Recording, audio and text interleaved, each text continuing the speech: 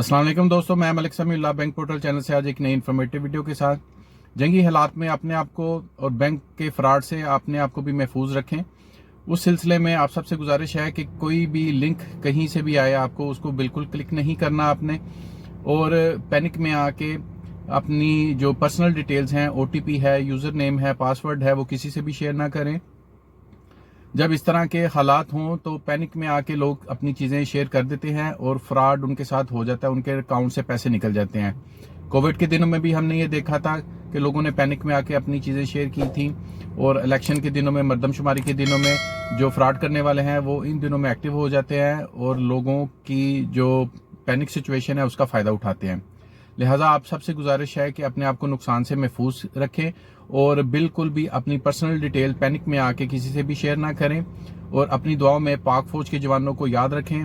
आपके लिए बहुत सी दुआएं। पाकिस्तान जिंदाबाद, पाक फौज पाइंदाबाद।